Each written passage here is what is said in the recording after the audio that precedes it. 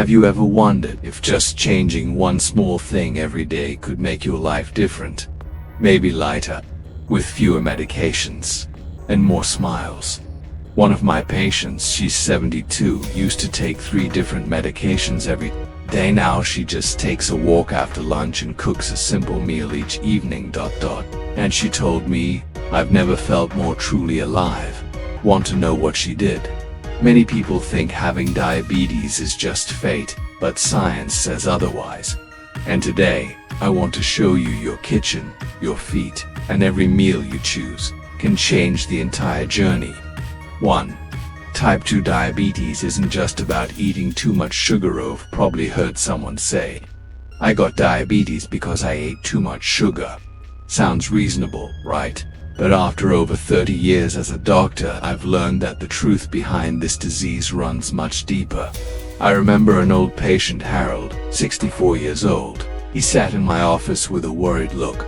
"Doc, I gave up sweets, cut out soda, haven't touched candy for a month, but my blood sugar is still high. I don't get it." I smiled and said, "Harold, type 2 diabetes isn't just about sugar, it's about how your body handles energy." Have you ever felt like Harold? Doing everything, RIGHT, but not getting the results you hoped for? You see, insulin, the hormone that helps move sugar from your blood into your cells, is like a key. But when your cells get stuck, coated with fat inside, especially from animal fats and processed foods, that key can't open the door anymore. Then sugar can't enter your cells for energy. It gets trapped in your blood, causing high blood sugar. That's why diets high in saturated fat, not just sugar, are the core problem behind metabolic disruption. I know this might sound strange at first, but when you understand what's really going on inside your body, you'll see you have the power to do something about it. You're not a victim sentenced to diabetes. You have the right to change. The key lies in your everyday meals, and you don't have to be perfect to start. Just one small step, and today is a perfect day to take it. Through the role of insulin and the main cause of dysfunctional, me paint a picture for you. Insulin sounds complicated, but really it's just a gatekeeper, a key.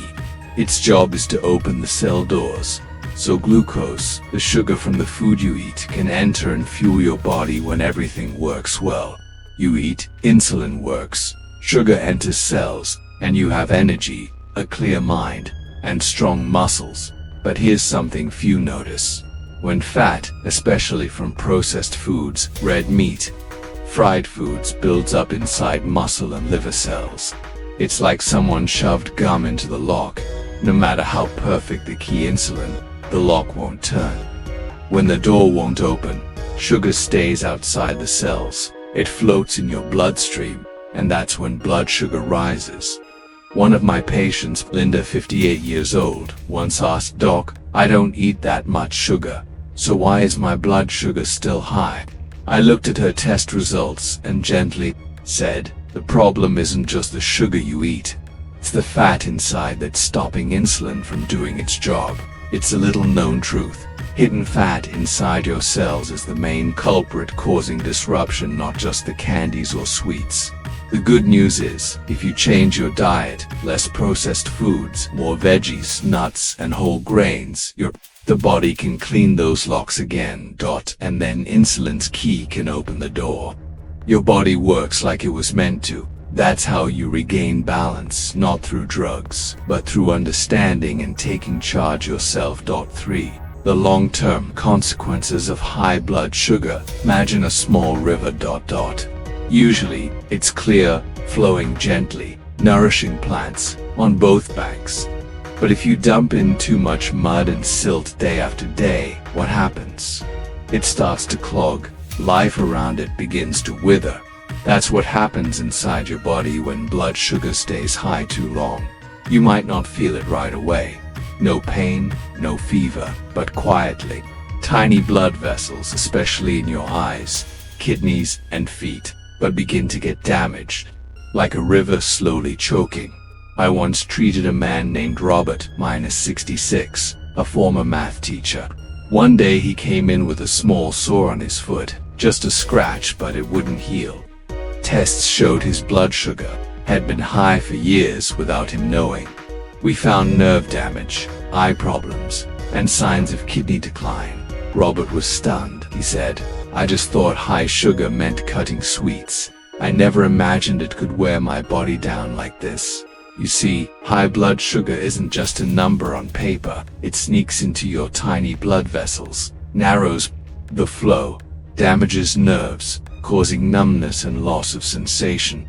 It quietly weakens your heart, lungs, kidneys, eyes, ... But what I want you to remember is, you can stop it by being proactive, by listening to your body earlier, because what happens inside isn't to scare you, it's to remind you there's still time, there's still hope, and you can start today.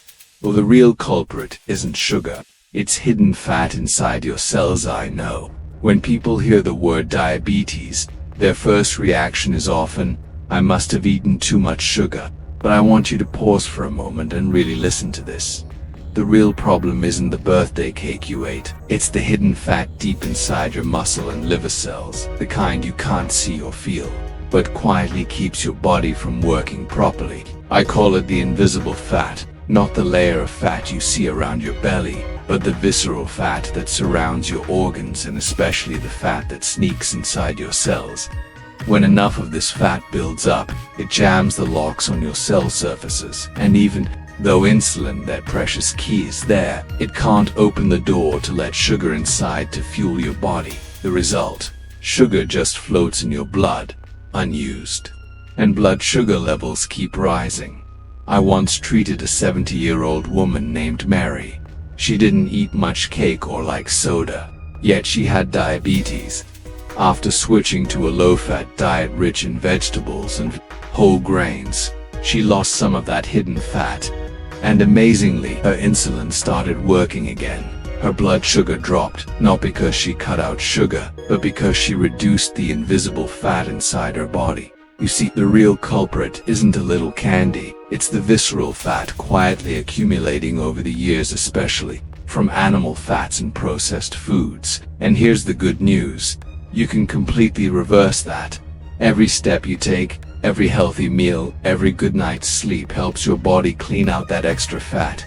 And when that happens, you're opening the door again for insulin to work, and giving yourself a chance to live healthier and lighter every day. You can't see visceral fat, but you can choose to stop feeding it, starting with your very next meal. 5. Good news. You can improve this condition. I know. Hearing you have type 2 diabetes often brings worry or even helplessness. Do I have to live with this forever? Is there still a chance to be healthy without depending on medicine? I hear these questions from many patients, and today, I want to tell you something clear, straight from my heart. You can improve this condition. In many cases, you can bring your body back to its natural balance if you start the right way. The story isn't about sacrifice or giving up. It's about giving your body a chance to heal. A former patient of mine, Henry, 68, a steak and fries lover, once told me, "Doc, I don't think eating greens can do anything for my diabetes." I just smiled and said, "Try it before you decide." He started eating more vegetables, beans, whole grains, cutting back on red meat, avoiding fried and packaged foods. Nothing extreme, just gradual changes.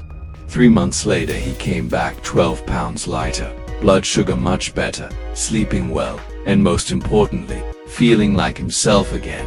You see, when you eat low-fat, whole foods, your cells start clearing out that visceral fat, the fat that's been jamming insulin all this time. And as insulin works again, blood sugar goes down, energy returns, and you regain control over your body. No one said this path is easy, but it's worth it, not because you have to, but because you deserve a healthy, empowered, hopeful life. And the best part, every meal is a chance to heal, no magic needed. You already have the tools right there in your kitchen. 6. Understanding diabetes heavier. So what does it really mean to reverse diabetes? I remember the first time I told a patient, "We can completely reverse your type 2 diabetes." She looked at me skeptically, almost laughing. "Doc, I thought this was a lifelong condition." I understand that reaction. For years, we've been taught that type 2 diabetes is a one-way street once you have it. You only control it, live with it, take meds for life. But modern medicine and recent studies show a different light. When your blood sugar returns to normal without medications, and stays that way for a long time, we call that remission. It's not a permanent cure, but a return to the natural state of a healthy body, where insulin works as it should, and you're no longer a patient, you're the master of your health. I once worked with a gentleman named Raymond, 70 years old. He committed to lifestyle changes, eating more plants, quitting fried foods, walking every morning, meditating every night. After 6 months, his endocrinologist stopped his medications completely because his blood sugar stayed stable for 3 straight months. When he heard the news, tears welled up in his eyes. He said, "I didn't think at my age I could reverse anything." I put my hand on his shoulder and said, "It's not magic, sir. It's the result of good, consistent choices every single day." But I always remind my patients remission isn't immunity. If you go back to old habits, careless eating, inactivity, neglecting mental health, the disease can come back. So think of diabetes reversal as a lifelong journey, not a destination, and you absolutely can walk that path, one step at a time, one healthy meal at a time, one mindful choice each morning you wake up. I believe you have the strength to do it. Point 1.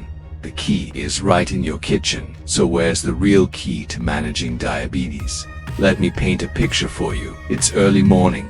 You walk into your kitchen, sunlight streaming through the window, the soft aroma of coffee in the air, and right there, in front of you, is a choice: a slice of bacon, or a warm bowl of oatmeal with fresh fruit.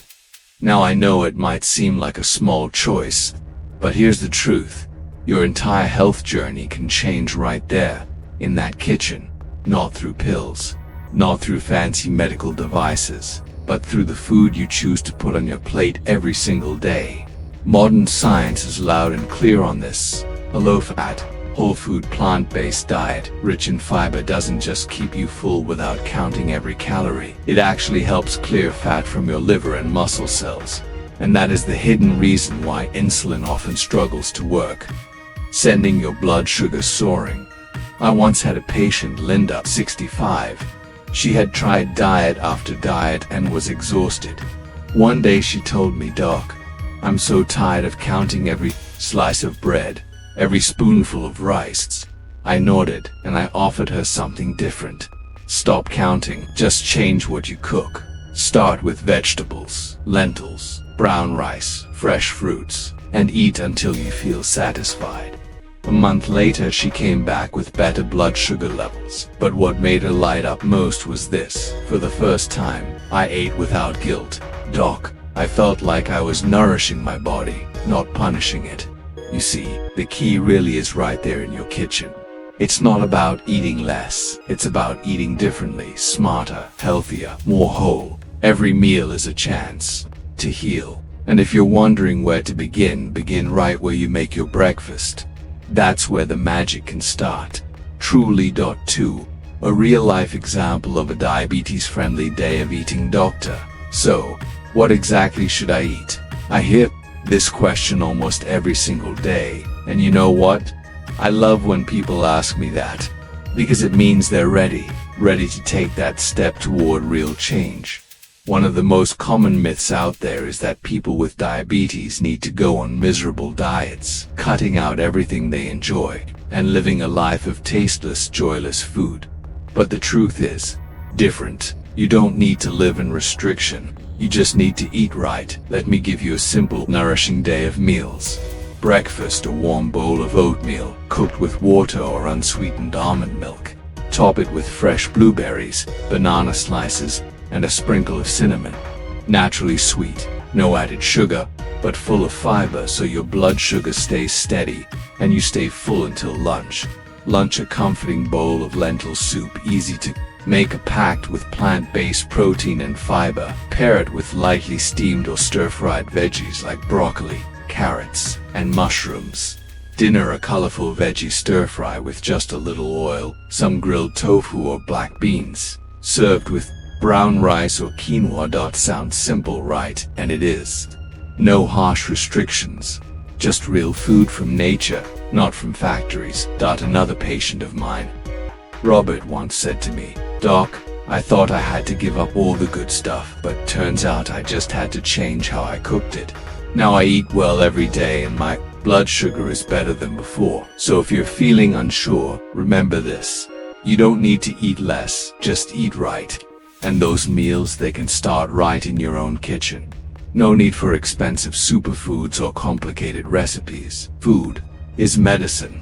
And the simple, wholesome meals you make at home, those are the best doses of medicine you can give yourself. Every single day. If you found this video helpful, please drop a like and subscribe button to support us. 9. Exercise, the natural medicine. Beneath your feet. Can you believe that one of the most powerful medicines for diabetes isn't in your medicine cabinet, but right beneath your feet? I'm talking about movement. Exercise, simply staying active. Now, I know what you might be thinking, but Doc, I'm not young anymore. My joints ache. How am I supposed to exercise? You don't need to run marathons. You don't need to lift heavy weights. You just need to move a little each day. I had a patient, again Linda, 65. She was so hesitant about exercise. She told me, "Doctor, I've never been an active person, and now with my knee pain, walking is hard enough, let alone working out." And I said to her, "Linda, just start with 10 minutes, a walk after dinner. Not fast, just consistent." And guess what happened? 3 months later, Linda was walking every single day. Her blood sugar was more stable, she was sleeping better, and she told me she felt like she was alive again. Here's what science tells us. When you move, your muscles pull sugar from your bloodstream, no extra insulin required. Exercise also burns visceral fat. That dangerous fat around your liver and organs that messes with insulin. Even losing just 5 to 10% of your body weight. Let's say you weigh 180 pounds, that's just 9 to 18 pounds, can drastically improve your blood sugar, heart health and overall energy. You see, exercise isn't about becoming the fittest person at the gym. It's about becoming the freest, lightest, most energized version of you. So if you're sitting right now, I invite you to stand up, take a walk around the house, climb the stairs a couple of times, stretch your arms, swing your legs, roll your shoulders, because movement is the natural medicine your body has been craving all along. 10. Small habits, big impact. Have you ever wondered, could one small daily habit really turn your health around? I get it. We often think, if I want to get healthier, I have to do something big. Hours of exercise, strict diets, a complete lifestyle overhaul. But the truth is, big changes often begin with the smallest steps. I remember a gentleman, one of my patients, Henry, 71 years old. He came in with elevated blood sugar, but he was determined. "Doc, I don't want to start with medication. I want to try changing my lifestyle first." I nodded and offered him just 3 simple things. "Henry, starting today I want you to do 3 things. 1. Swap soda for plain water. 2. Add more vegetables to every meal, as colorful as possible.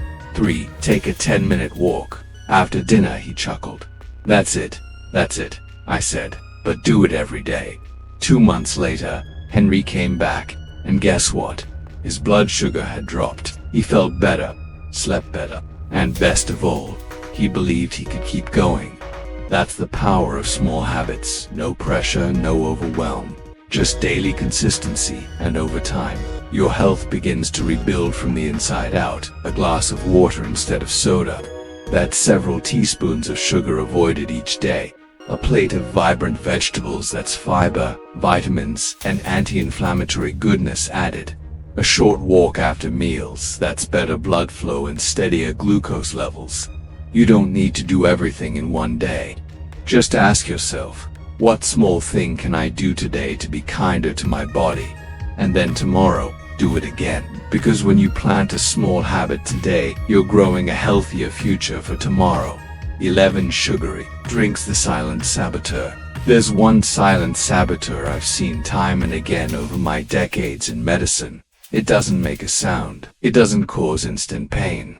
But day by day, sip by sip, it sends your blood sugar soaring without you even realizing it. I'm talking about sugary drinks, the seemingly harmless beverages we sip on daily. One of my patients, Linda, 68, came in with an A1C that was higher than we'd like. I asked about her diet. She said, "Oh, I eat really clean, doc. No desserts, no fried food. Just a glass of orange juice in the morning, a little milk coffee at lunch, and maybe a diet soda in the afternoon." I sat down with her, showed her a chart, and gently said, "Linda, did you know that one glass of fresh orange juice can contain 6 to 7 teaspoons of sugar? And sweetened milk coffee can spike your blood sugar faster than a slice of cake." She was stunned. She'd never thought of it that way. We tend to think of juice as natural or a bit of sweet coffee as just a little treat, but the truth is, your body doesn't care where the sugar comes from. Once it's in your bloodstream, sugar is sugar. So if you truly want to make peace with your blood sugar, start with your cup. Return to water, clean, refreshing, and gentle. On your body, if plain water feels too bland, add a few slices of lemon, some mint leaves, or a bit of cucumber to give it flavor without the sugar. I often tell my patients, your health isn't just shaped by what you eat, but also by what you drink. Every single day, and sometimes, saying no to a sugary drink is your way of saying yes to your body and loving it a little more than you did yesterday. 11. Science has proven it. Lifestyle changes truly work. I understand.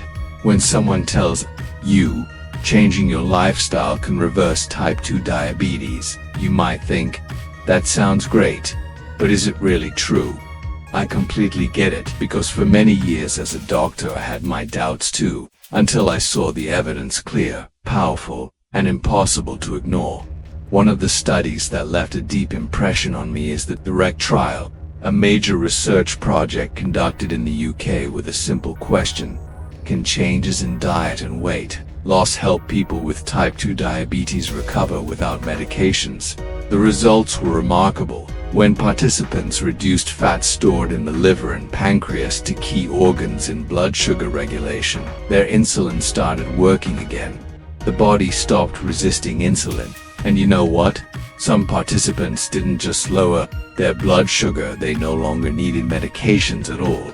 Their blood sugar returned to normal and stayed stable just by eating right and moving regularly. MRI scans made it crystal clear as visceral fat disappeared. The liver and pancreas were freed up and began restoring their natural function. I remember a patient of mine, his name was Bill, 64 years old. When I told him about the possibility of reversing diabetes, he shrugged and said, "Doc, I've had this for 10 years. I think that ship has sailed." But he gave it a shot anyway.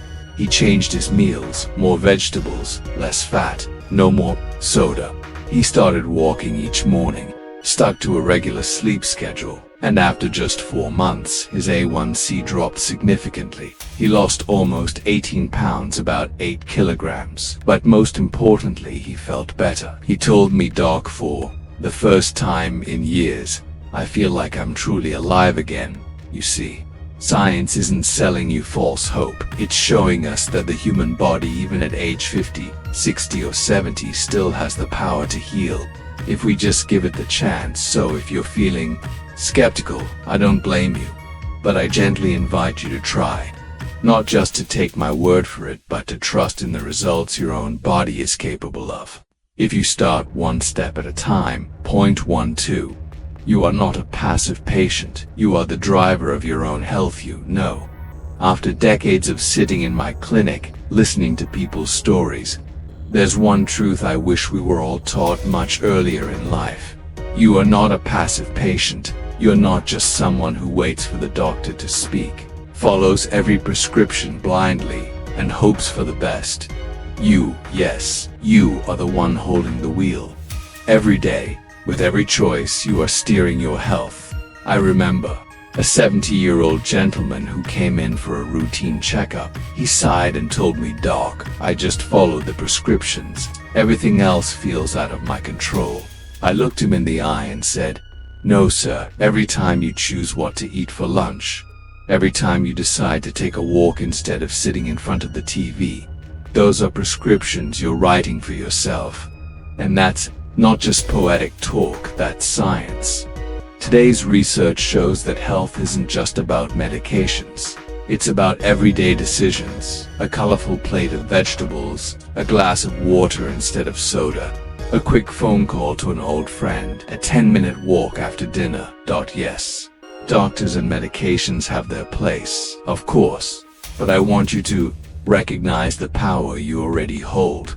Health doesn't come in a pill bottle. It lives in your habits, in your love for yourself, in your belief that you deserve to feel well, and it's never too late to begin again. Start with your next meal. Start with your next step. Start with the very first thing you say to yourself tomorrow morning. "I'm moving in the right direction." You are not just a patient. You are the author of the next chapter in your health journey. 13. Food is the most powerful medicine, and it's already in your hands. I want you to pause for a moment and truly think about this. Every time you lift food to your plate, you're choosing a form of medicine, not the kind that comes in a plastic bottle, not the kind that needs a prescription or comes with scary side effects, but the kind your body was born to understand. Food. After over 30 years in medicine, I believe this more than ever. Food isn't just about filling your stomach, it's a message. It tells your body, heal, or if it's the wrong kind, brace for damage. I had a patient named Lillian, 68 years old, injecting insulin daily. But then she made a decision. She shifted to a diet rich in vegetables, beans, and whole grains. No more bacon in the morning, no more fast food at night. And after a few months, I didn't have to increase her medication. I reduced it. And she laughed and said, "I never thought a bowl of lentil soup could change my life." That's not magic. That's your body doing what it was designed to do. Heal when given the chance. A whole but plant-forward diet low in fat and refined products is not some harsh, joyless restriction. It's the most gentle, intelligent, and effective way to clean house from the inside. You help insulin work better. You relieve your organs from silent burdens. You return your body to its natural balance without being chained to medication forever. And here's the beautiful truth. You hold all of that power in your hands. In every meal, every choice, every new day. So use food as your ally, because when you give your body what it truly needs, it gives you back something better than medicine. Lasting health. 14. You don't have to change everything, you just have to begin. I know. The idea of changing your lifestyle can feel overwhelming, like trying to move a mountain. And if that's how you're feeling right now, you're not alone. One patient once told me, "Doc, the healthy life you're describing, it feels too far away. I can't change everything at once." I smiled gently and asked, "What's one small thing you can do today? Could you walk for 5 minutes? Drink one more glass of water? Cook one meal with leafy greens?" Because health doesn't demand perfection. It only asks you to start. One better meal, one walk after dinner, one time choosing water over soda, one evening where you go to bed just a little earlier. Those small things might seem like nothing, but added up, they create a huge shift, not just for your blood sugar but for your spirit, your sleep, your strength. We often overestimate the power of grand gestures and underestimate the strength of small repeated habits. I always tell my patients, you don't have to move the whole mountain. Just start with one pebble, because when you take that first step, you're saying to your body, "I care about you," and your body, it listens, it responds, it begins to heal little by little. Remember, no step is too small. No starting point is too late. You only need to begin. Starting today. 11. Always work alongside your doctor. Let me remind you of something, and it's important. Even as you take steps to improve your health through food and movement, never walk this journey without your doctor by your side. I once had a patient, a dedicated man who made impressive changes. He ate more vegetables, walked every day, and saw his blood sugar drop significantly. Then one day he decided to stop taking his medication on his own. "Doc, I feel great now. I figured I didn't need the meds anymore," he said. A few weeks later, he was back in my office, tired, dizzy, and with his blood sugar soaring again. I didn't scold him, because I understand when we do the right things, we want fast results. And sometimes, we want to prove we don't need the medicine anymore. But here's what I told him and what I'll tell you. Medication isn't the enemy. It's a temporary walking stick. And when you're steady, your doctor will help you set it down at the right time, in the right way. If you're eating better, moving more, sleeping deeper, that's wonderful. Yes, it may mean you'll need less medication in time, but let your doctor make that call with you. Don't stop your meds on your own. Don't adjust your dose by guesswork, because your health deserves careful, safe, professional guidance. You are the driver, absolutely. But let your doctor be the experienced guide by your side. Together, you won't just live longer, you'll live better, with more confidence, more energy, and more peace of mind. 12. This is a journey of hope, not just for diabetes, but for your whole health. I'd like to end today with a message I believe deeply. This isn't just a journey against diabetes. This is a journey back to your whole, vibrant health, body and mind. I've worked with hundreds of patients, and I've seen this pattern again and again. When people begin eating more intentionally, moving more regularly, sleeping more soundly, and reconnecting with life, something beautiful happens. It's not just the blood sugar that improves. Blood pressure drops, cholesterol levels stabilize, chronic aches begin to fade, and the spirit begins to shine again.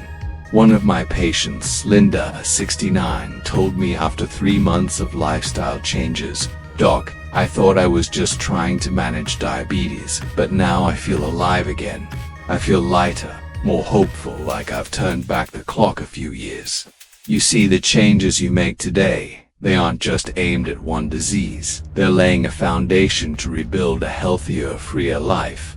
Diabetes is just the starting point, but the destination is full body healing, and on that path you're not walking alone. I'm here. This whole community is here. We walk with you step by step, and I believe with every small choice you make, you're creating a new future, not just one where you live longer, but where you live fully, deeply, and with hope. If you found this video helpful, please drop a like and subscribe button to support us. Final words. You see, healing isn't some distant miracle. It's the result of kind choices you make for yourself every single day.